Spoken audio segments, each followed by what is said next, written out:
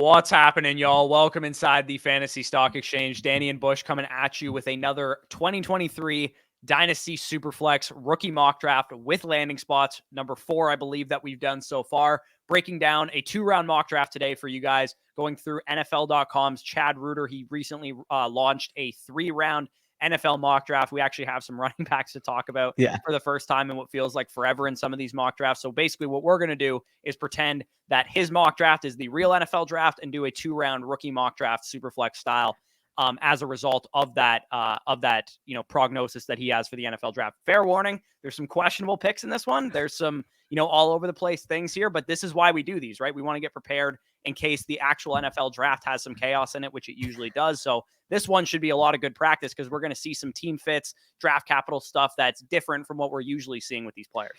Yeah, before you guys, come out our heads, oh, I can't believe this player went this low or this player went in that spot. That makes no sense. Like, if their GM does that, I'll stop watching them play. Like, we didn't make this mock, guys. The last mock draft video had some of those. Just take it easy, right? We're doing it from the rookie mock draft perspective. We're giving you what fantasy would look like. We have no bearings on a lot of these picks. But either way, if you enjoy this type of content or interested in watching more, make sure you leave a like down below on the road to 20,000 subscribers as always.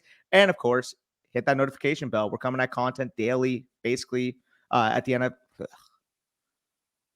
We're coming with new content basically daily at this point. So if you guys don't want to make out, make sure you have those notifications on. But before we break down this mock draft and give you that sleeper rookie mock, let's hit the intro.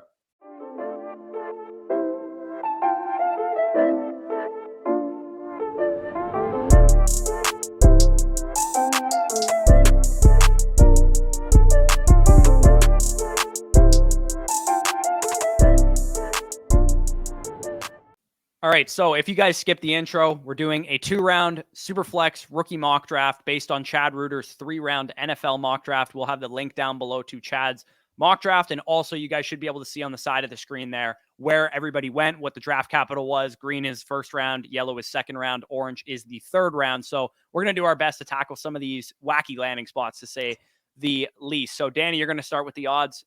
We pretty much know what direction you're going in, but obviously make sure to shout out where he went and how high he went in the NFL draft.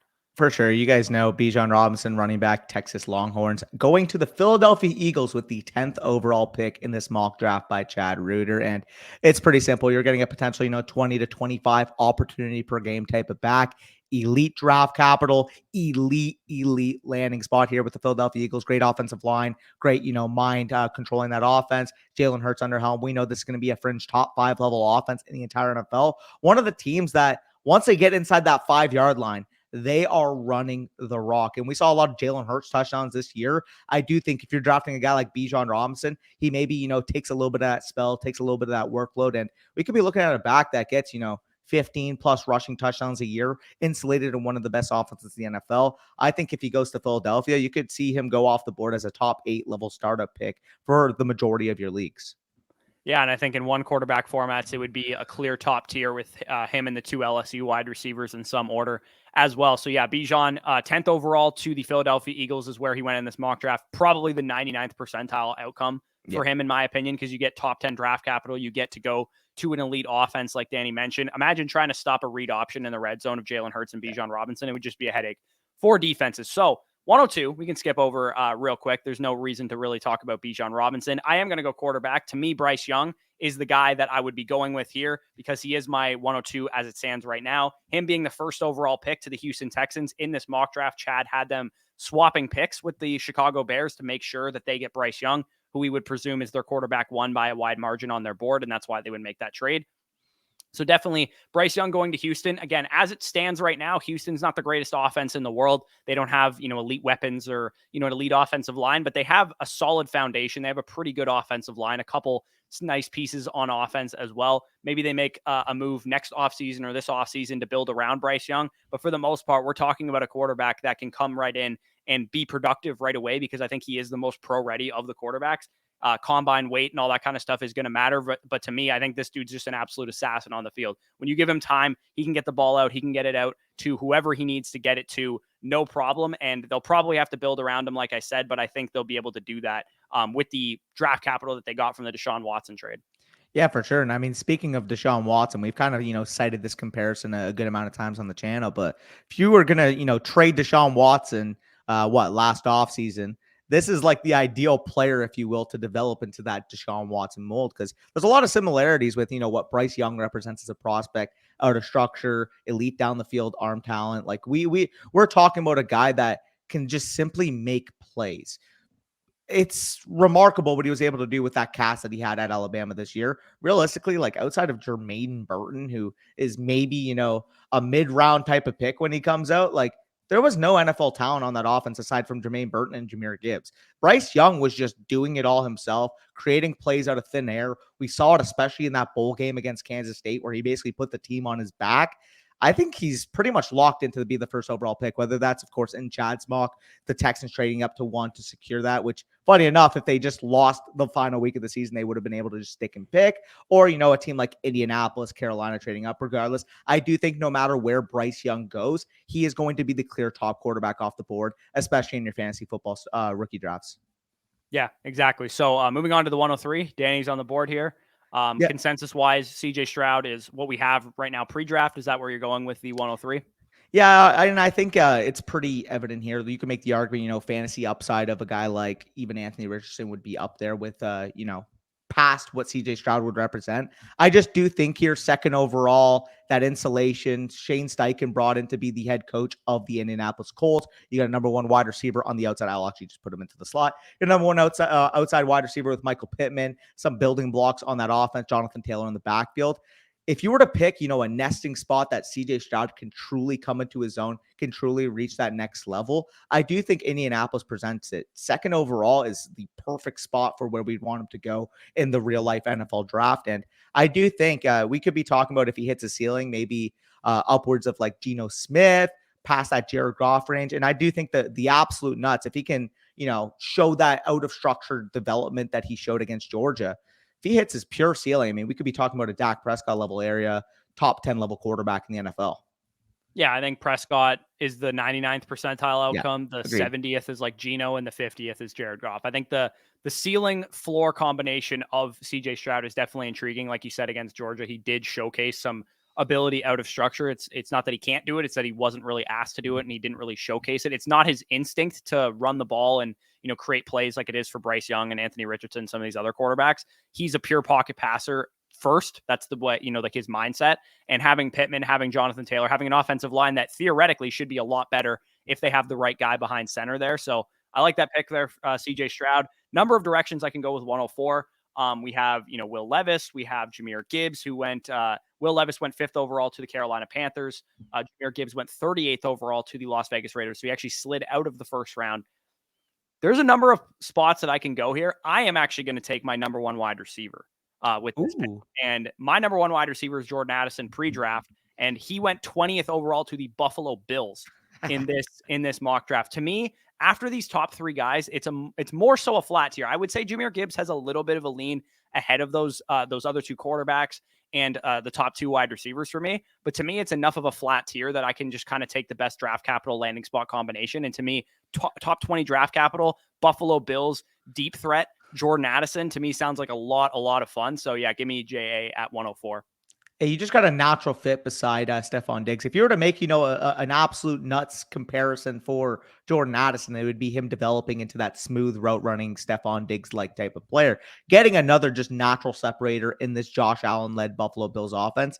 They need a player that can consistently separate. Let Gabe Davis be your down the field threat, volatile deep threat wide receiver 3 type, and get another separator to play that consistent wide receiver 2 role. Because they try to push Gabe Davis into that role. He clearly was not equipped to be that, stud every down type of wide receiver 2. I think, Jordan Addison with what he represents, especially the past couple years at Pitt and USC, can absolutely be that guy next to Stephon Diggs. I think he's well worth this pick. And I'm just going to say it right now, this mock as a whole is very, very fantasy friendly. I do think like these top 6 or 7 picks, you outside of Bijan Robinson and Bryce Young, for the most part, you could pretty much jumble into any order because there's a ton of talented guys with a ton of nice landing spots in this mock draft. And speaking of, I do think given this draft capital, given the offensive system that they have at hand, young weapons on the outside, nice stud young running back, I can't pass on the upside of Anthony Richardson here, going 13th overall to the New York Jets.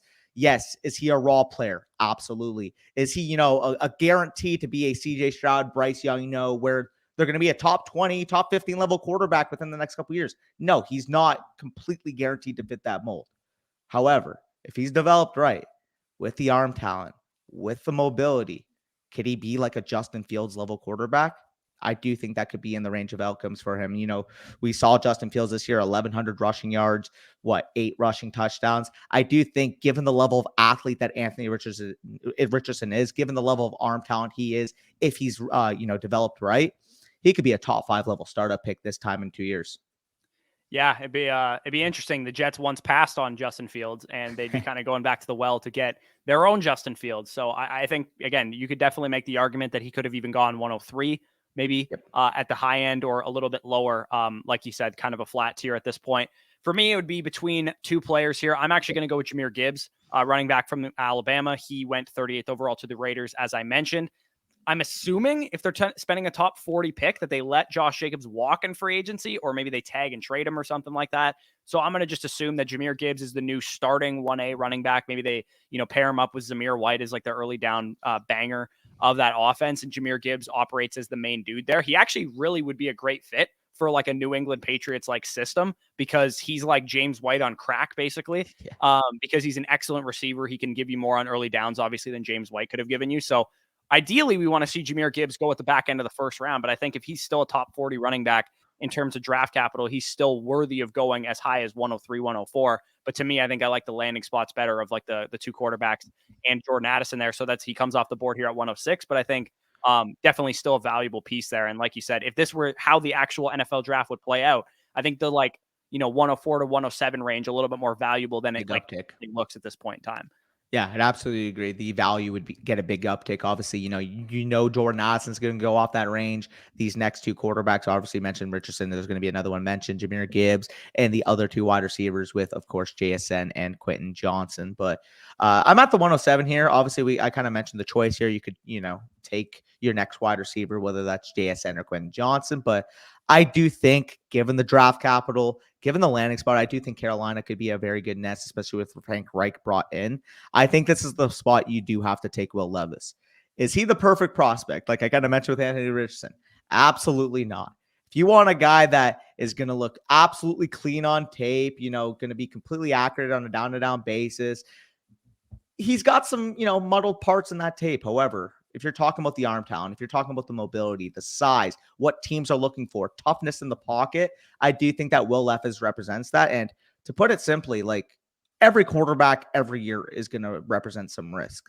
I mean, we saw it even in 2020 when Justin Herbert was coming out. There was a large community of people that were like, Justin Herbert, raw, toolsy, didn't play in a good offense in college, and now we look at what he's become. If you develop these toolsy guys in the right way, which I do think Carolina with Frank Reich are going to be able to do with the quarterback that they select, Will Levis could be, a top 15 level startup pick. And I think I've said this about every quarterback, but that's the truth of the quarterback position. If you show that you can be an above average to good to great level real life option in fantasy, you're going to be able to go high in the startup box. So yeah, it's a risk right now.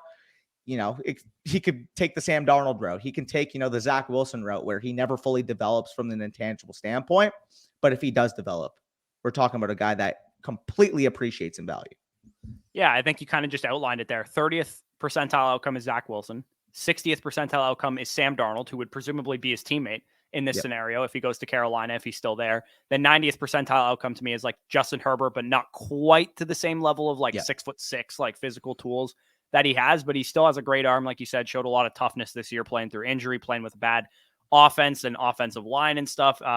Yeah, if you can develop these tools, the quarterbacks, they can definitely work out. And there is no formula for quarterbacks, right? For wide receivers, we have, we want to see target shares and, young production and, consistent production and that kind of stuff. Quarterbacks, the profiles are all over the place. You got, junior, early declare quarterbacks that are, locked and loaded like Justin Fields and Trevor Lawrence. And you got seniors and redshirt seniors like Joe Burrow and Justin Herbert and Jalen Hurts. Like, there's really no formula, direct one-to-one comparison that you can make. And if Will Levis has the tools and he gets drafted high, you have to make the assumption that at least his leash will be long. and he'll have the opportunity to potentially develop. So again, I would say these are probably the top 7 players overall. Maybe you make the argument that this guy that I'm about to take at 108 is in this tier as well. And that'd be Jaxon Smith-Njigba, wide receiver from Ohio State. He goes 15th overall to the Green Bay Packers. I would say last year, if he was draft eligible, this would be an excellent landing spot because then you get the, Aaron Rodgers elevation factor of his landing spot. But now, I mean, Christian Watson looks like he developed into like a pretty solid receiver opposite JSN in this scenario. And Aaron Rodgers probably not long for Green Bay, probably has played his last days there. So are we talking about Jordan Love's number 2 wide receiver, maybe number 1 wide receiver if he's better than Christian Watson? Again, we're not overly concerned with landing spot at wide receiver, but for the most part, I think this does ding him a little bit relative to, the place at least that Jordan Addison went going to Buffalo at 20th overall. But I do think JSN 15th overall draft capital is somebody that still absolutely belongs to go as high as like 105, 106 potentially. Yeah, I mean, we kind of saw the role that JSN would play on the Packers, kind of occupied by Romeo Doubs this year, where they're going to be that possession threat. They're going to be able to move the chains. They're not, with the level of athleticism that we expect from JSN going into the combine. He's not going to be, this 4-4-1 type of player, but can he be the Amon-Ra St. Brown of this offense? Can he be that chain mover? Can he very, very well complement what Christian Watson does well on the outside? Absolutely. I do think from a pure football schematic standpoint, you got your, freak athlete on the outside with Watson. You got your consistent chain mover with JSN. If you're going to build a wide receiver core, I do think those are very, good building blocks to give, whether, you're bringing Aaron Rodgers back, whether, you're turning the keys, turning the chains towards Jordan Love. I do think that JSN regardless can be a consistent, 110 plus target per game type of body in this offense. So I think 108 is very worthy for where he should be going in this draft. We'll try to speed up the rest of the picks. We don't want to keep you guys for too long, but 109 here, he did fall in terms of the draft capital here, but I'm just trusting the talent. He's still got day 2 capital. He's landing in a spot that we've pretty much typed up as one of the more underrated wide receiver nests in this entire draft.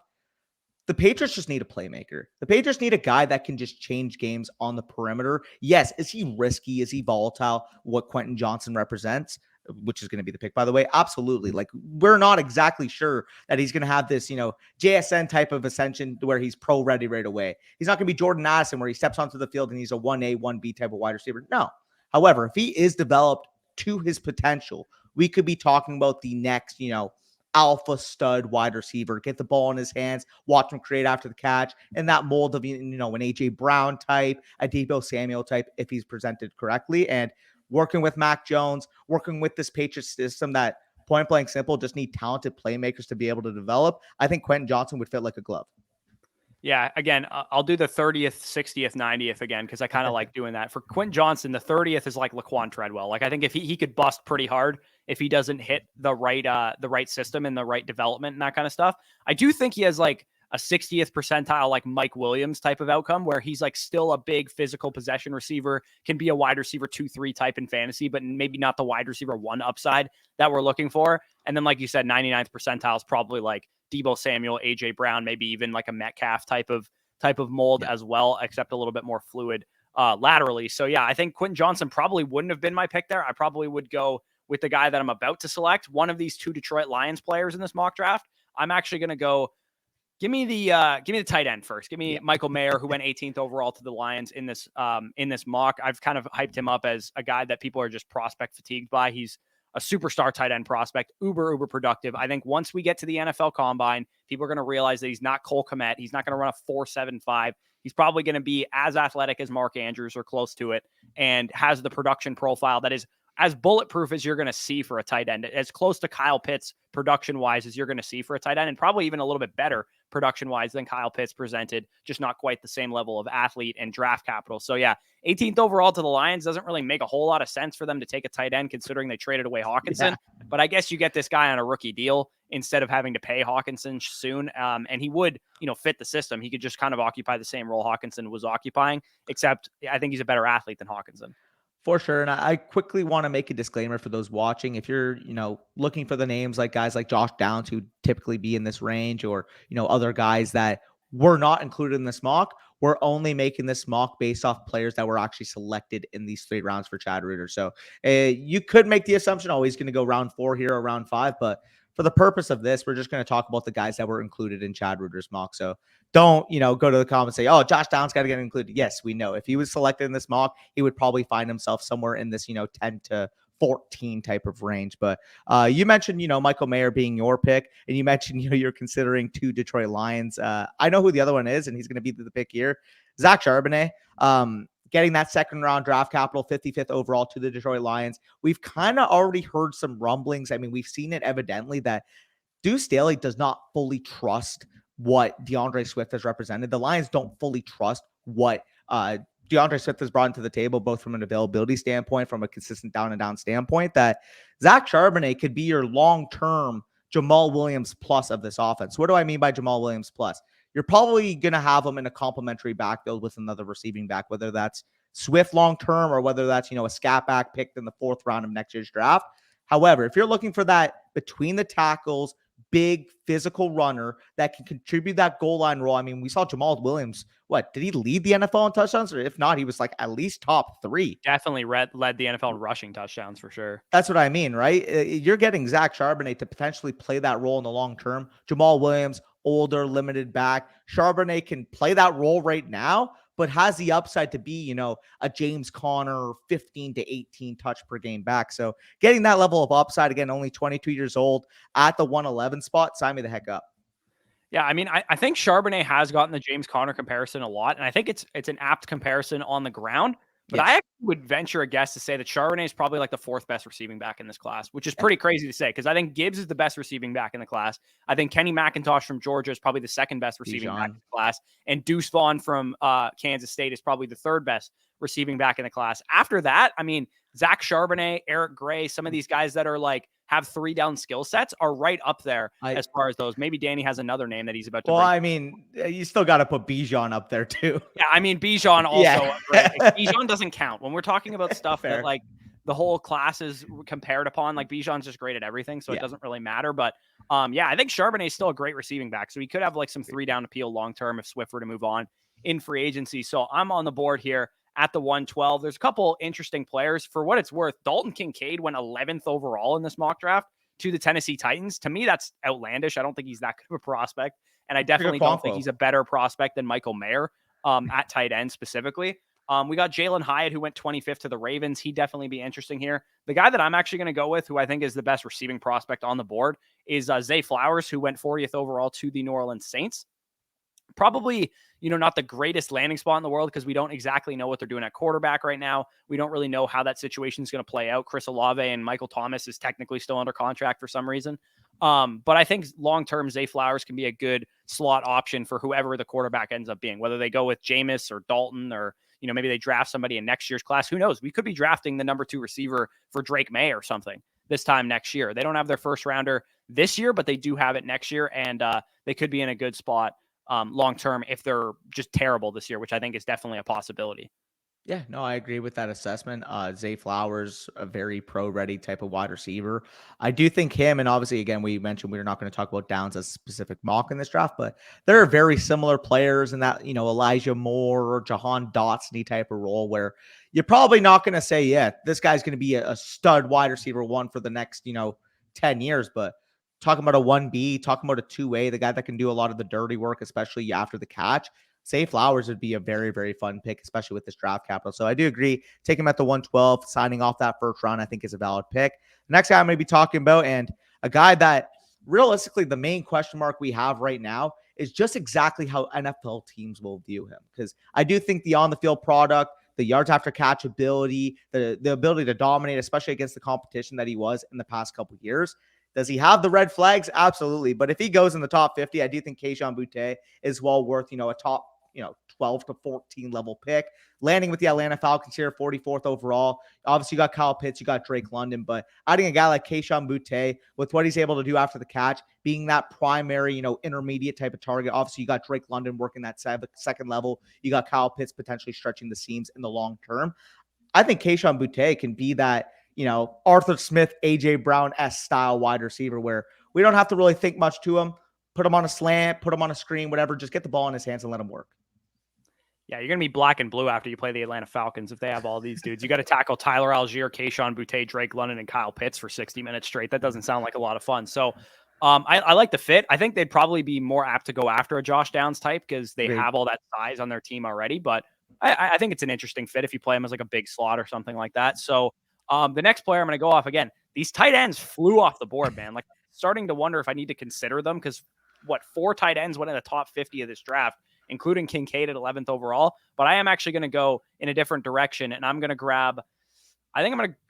Geez, this is close. I'm going to do it. I'm going to grab Sean Tucker here. I want Sean That's Tucker. who I was thinking too.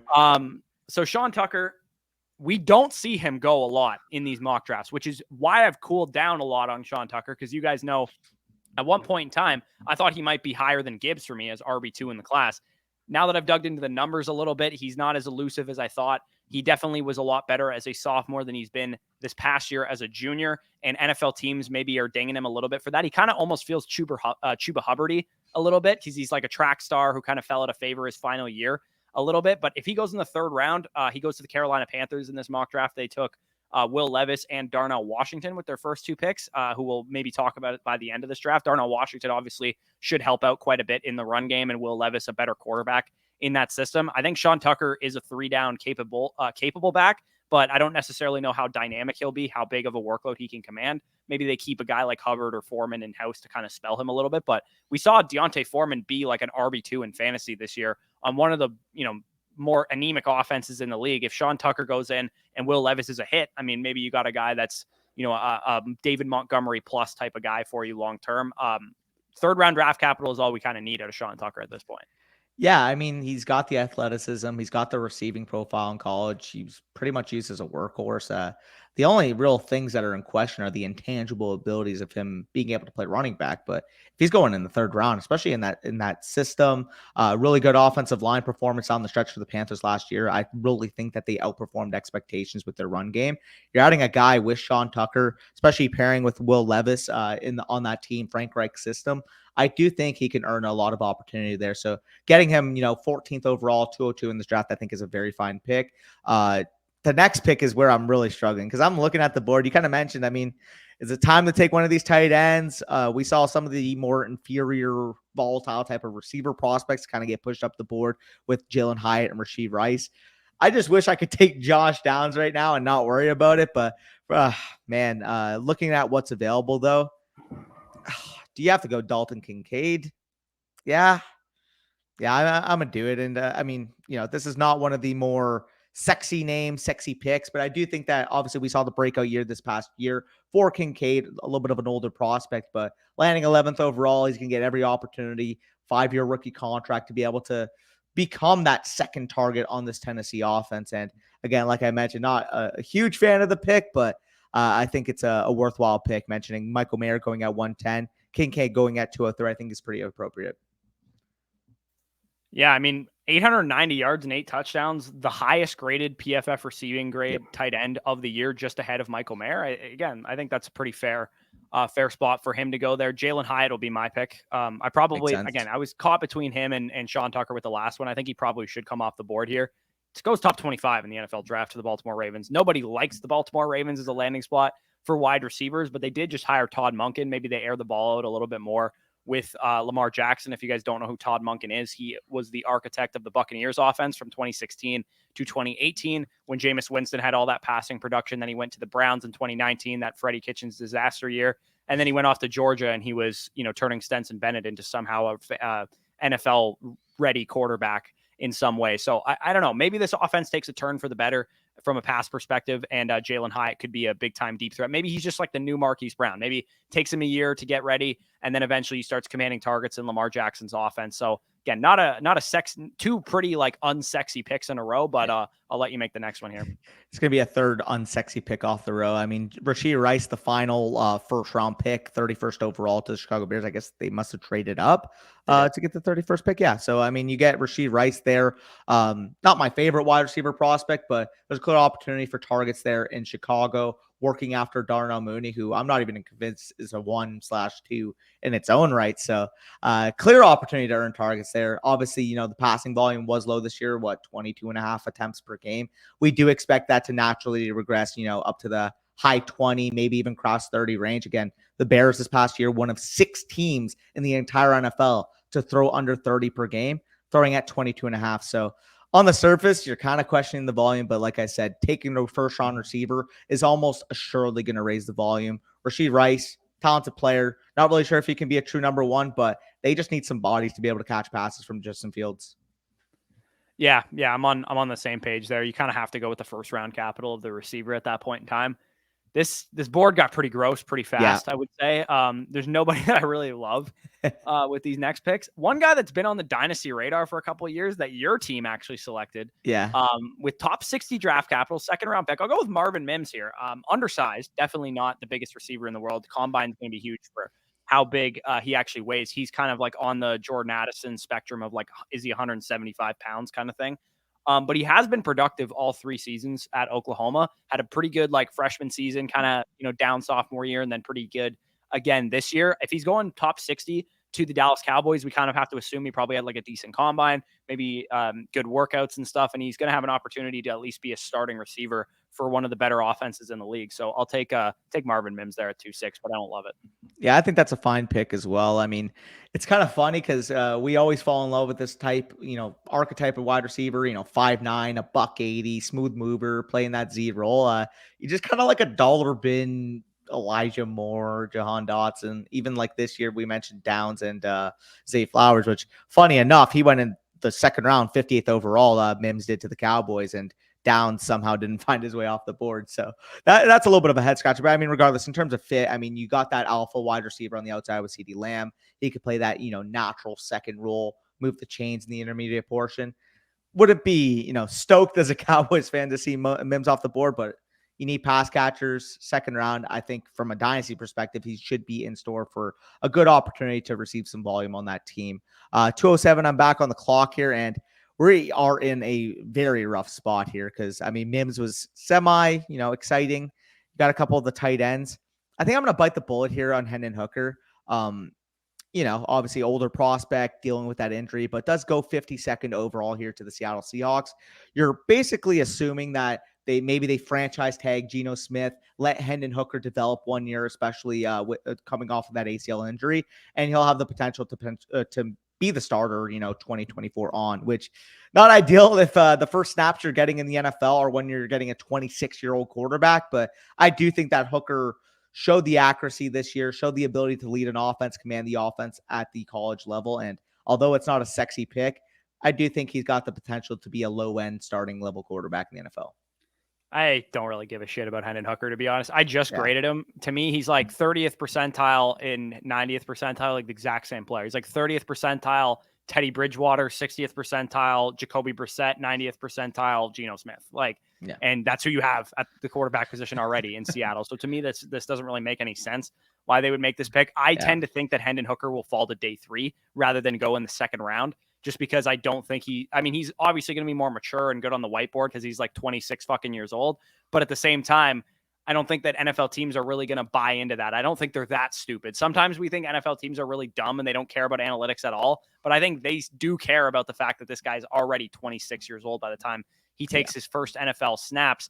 How much more left on the bone for him to develop into is there really left when you're that much older than everybody that you're playing against at Tennessee? To me, I don't know. I probably would let one of my league mates draft him and buy into the second round draft capital in this scenario.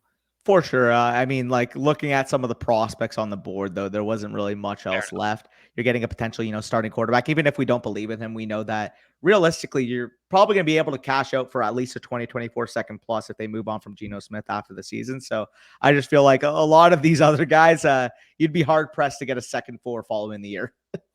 I'm actually going to go with a running back off the board here with Tajay Spears, who went 71st to the New Orleans Saints. I guess this is kind of like their Alvin Kamara replacement. Kamara, obviously a much more well-rounded skill set than Spears, but he does have, quick twitch kind of ability, and he showed that at the Senior Bowl. It'd be a fun pick. Let me just put it that way. There's nobody really left on the board that I'm like, yeah, home run, like superstar fantasy asset, but this one could develop into something. And this is what I think is going to happen, right? How many running backs went in this mock draft? 6, 7 running backs. And aside from Gibbs, Tucker, and Bijan, and Charbonnet, none of these guys are like the bro fantasy guys. Like we got Spears and Roschon and Kenny McIntosh going off the board in the first 3 rounds, which is what I think is going to end up happening in the NFL draft. and your Zach Evans, your Tank Bigsby's, your guys that have been talked about for the last couple of years fall to day 3, which is unfortunately looking like a trend that's kind of playing itself out in a lot of these NFL mock drafts. Yeah, even a guy like Devon A-Chain did not find his way off the mock in this instance. So pretty sad there. You mentioned, another day 2, round 3 running back with Tajay Spears. I'm going to go with the other one. I took Bijan Robinson earlier at the 101 in this class, and I do think I'm going to take a second Hookem running back with Quentin Johnston. Obviously goes 3rd round, Pittsburgh Steelers in this draft. You're either assuming that he's going to be competing with Najee Harris, or this is a succession plan to Najee Harris, obviously in an inefficient year dealing with that foot injury for Najee. Kind of a weird landing spot, but regardless, I mean, you're talking about an efficient running back in limited occupants this past year for Texas. I do think that if he gets opportunity at the next level, either to compete against Najee Harris, he's got an opportunity to usurp him there. 3 down back, efficient between the tackles. Not much else here to get excited about, but if you're getting, a potential top 15 level, top 20 level back, even if it's only for Alex Madison level instances, like what, Quentin Johnston working behind Najee versus Alex Madison working behind Dalvin Cook would represent, I think taking him at the end of the 2nd round is a fine value. This almost kind of reminds me of like Brian Robinson going to the Commanders last year, where like it's gross. Semi believe in the starter in Antonio Gibson. We semi believe in Najee Harris, but by mid-season, would it shock us if Roschon was like getting more touches than Najee Harris? Probably not. So, I don't hate that pick. I'll probably bite the bullet on a tight end here. Give me Luke Musgrave, who went 33rd overall to the Houston Texans here. Like I said, they took Bryce Young in the 1st round. It looks like they went, I think, offensive or defensive line or something with their 2nd first-round pick at 12th overall. They grab a weapon in theory for Bryce Young. I'm not a huge fan of Luke Musgrave. I think he's a good athlete, and I think he's probably going to go high in the NFL draft, but he was like sorely unproductive in college. So usually not the type of, player I'm looking to go towards. He's kind of like, his profile kind of looks like Dawson Knox's profile, where he's going to be a good athlete, but he didn't really have any production. And at least in Dawson Knox's case, we were like, well, he played with Elijah Moore, DK Metcalf, and DeMarcus Lodge and AJ Brown, where, Luke Musgrave played at Oregon State with like nobody really of relevance. So to me, I'm not a huge fan of him. I think he's kind of just like a Senior Bowl darling, and I think he'll probably fall out of favor a little bit after the combine, unless he just absolutely blows it up. So I'll let you make the second to last pick here, and then we can get out of here. I'm going to reunite Georgia back Kenny McIntosh with his former offensive coordinator over there in Baltimore. Give me Kenny McIntosh here, going 100th overall to the Baltimore Ravens. Obviously, he doesn't have that 3-down profile, but, I mean, if you're talking about a guy that could play that receiving role, maybe kind of what Kenyon Drake represented for them, if you will, this past year, I think Kenny McIntosh is a cheaper, younger, potentially better version of what Drake represented. And we know Dobbins is for the most part going to handle the 1st and 2nd down capabilities, but if we're getting a potential, 3rd down type of back on what could be a top 10 offense, and we're making that assumption that Dobbins is going to develop back into that. What if he's fallen out of favor with the coaching staff? What if, Todd Monken wants his guy, Kenny McIntosh, to be, a 10 to 12 plus touch per game type of back in the system? We never truly know. So getting that potential upside to 11, it could completely fall on your face, but given the board, it's clearly got the most upside left. Yeah, I think of all the picks that happened on like day 2 of this mock, this one seems like the most realistic and the most that like is likely to happen, where we get Kenny McIntosh going to Baltimore and just muddying up that whole situation. It's just gross for everybody involved. So a couple guys I could go with this last pick. Darnell Washington went 39th to the Carolina Panthers. I don't think I'm going to go in that direction because I do think he's going to be much more of like an inline blocker than I would love out of like a 2nd round tight end pick. I would probably want to, get him in like the 3rd round of a rookie draft. So I'm actually going to go with the guy who went to probably the best landing spot as far as like targets are concerned in Tyler Scott, going to the Giants with 57th overall draft capital. Not a huge fan of Tyler Scott. I know I believe he's fast, right? That's pretty much his profile. In a nutshell, he's fast and he could probably stretch the field deep. Maybe he's just like the new Darius Slayton, but more productive for the New York Giants. I think the Giants would be sorely doing Daniel Jones a disservice if all they got out of the first 3 rounds at wide receiver was Tyler Scott. And, maybe like a veteran that they get off the scrap heap in free agency. To me, they need to make a splash at that position and probably draft a guy in the 1st round, especially knowing that they traded out of the pick that became Jalen Hyatt when they could have easily just stuck and picked Quentin Johnston there. To me, that doesn't make a lot of sense about this mock draft. But again, we didn't make the mock draft, so don't shoot the messengers here.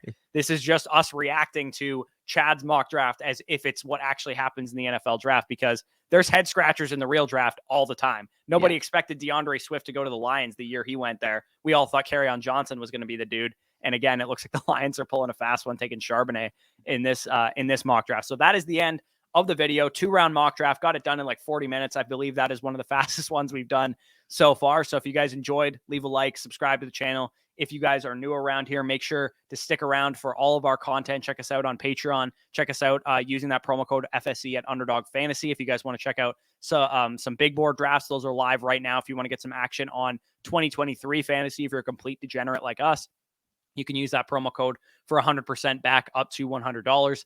And also, like I said, check out the Patreon for our rookie rankings, our Dynasty positional rankings. We're going to be coming at you guys fast and furious with Dynasty Decisions episodes.